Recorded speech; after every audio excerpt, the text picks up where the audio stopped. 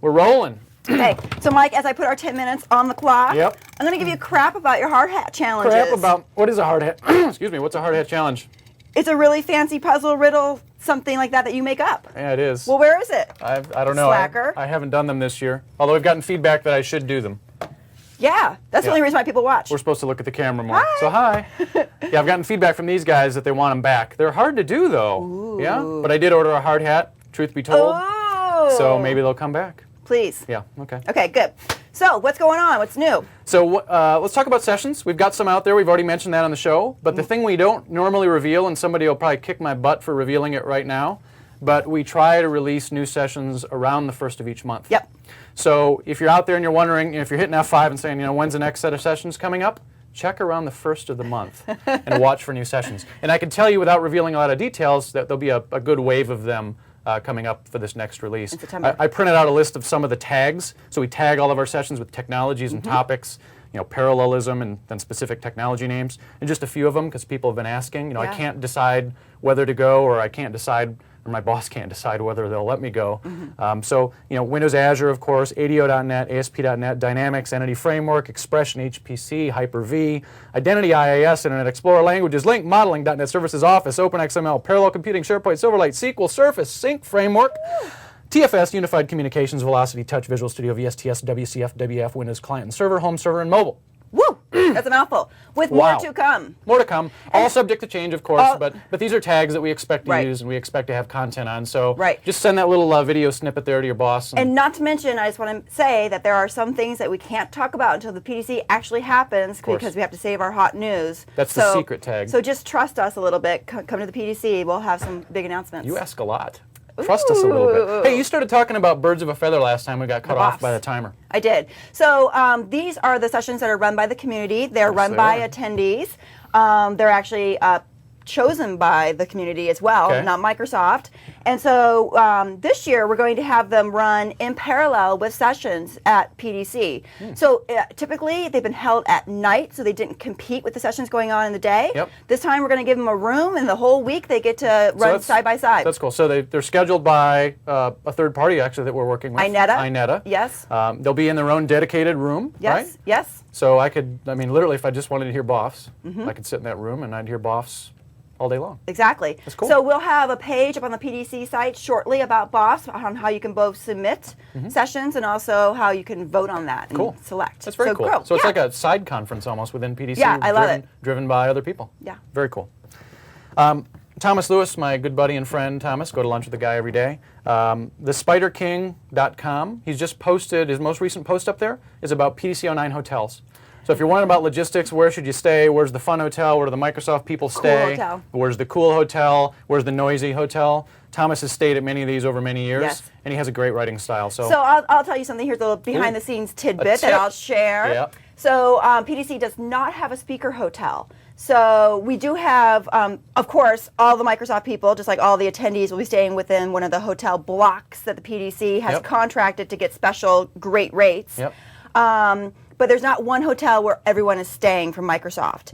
But there are a couple that people tend to stay at. The Bonaventure, obviously, because the Bonaventure is huge. It has a lot of hotel rooms. The speakers will love you for saying that. It has that great round. I know where speakers are staying there. Yeah, nice round bar. Exactly. So that's the place. But you stayed at the Figueroa. That's an interesting choice. It was an interesting choice. So running the event, you need to be close to the event. Figueroa was really close. It's a little eclectic, a little different. It's an old converted, I think, YMCA. So it's if you look at the photos of it on the website, you'll get a picture for what it is. But it's eclectic and it's different. But it's a short walk from the venue. Yeah. So it's a quick hop. You don't have to take a cab. What's that? You don't have to take a cab. That's right. You can just walk from there. Yeah, that's perfect. Yeah, it's good. So that's good. Anyway, thespiderking.com. Check it out. Check out the post. That's a good one. The other thing people have asked about is, to my point earlier, my boss or my manager needs more.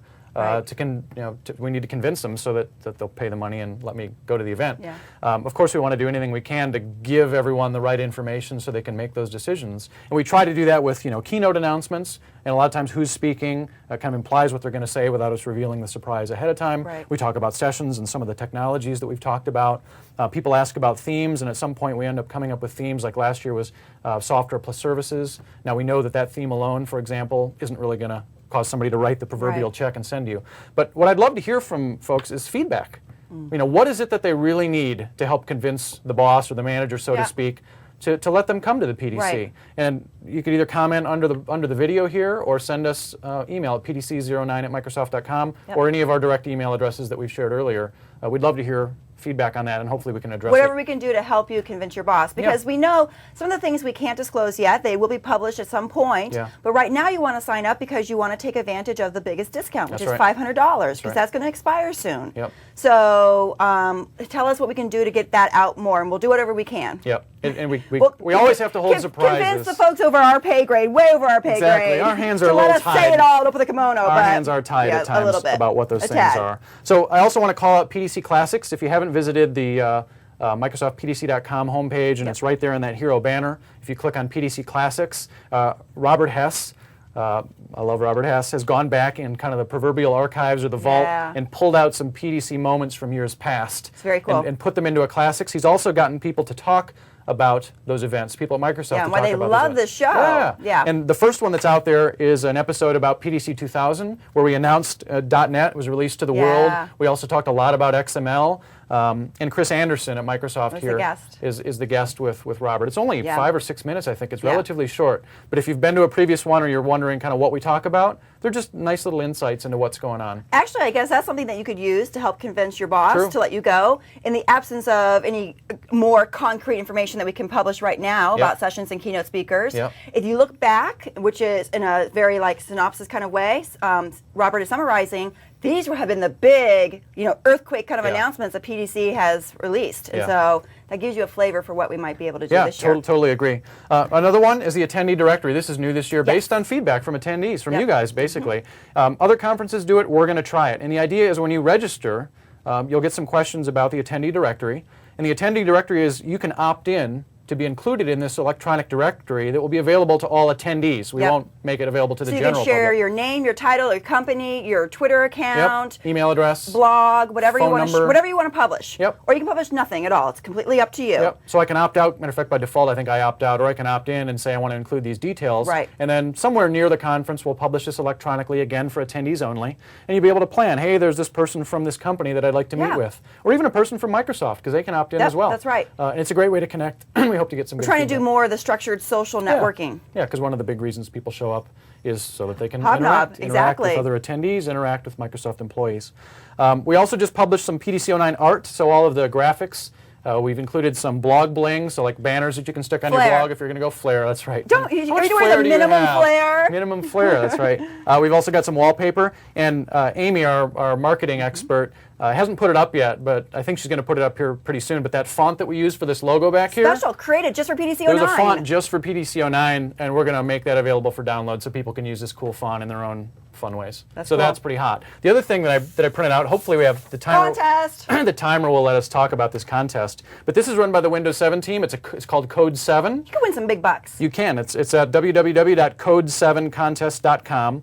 And the idea is to build a native Windows 7 application that takes advantage of some of the new Windows 7 features like touch, like some of the library features, and you can find more on the event site or on their site. And then submit a 3-minute video, kind of like we used to do a show off, right? Video the application, maybe talking about it, and then submit it. The deadline is October 10th, 2009, and the #1 prize, although there are many other prizes worth reading about, is a trip to PDC09. A free trip. Free trip. So if you want to go to PDC09 for free, this is a great way to do it. But I have to say, there are some big cash prizes, too. There are. Because it's Windows 7, so they're playing a lot with the number 7. So I think the prize... I'm getting 7.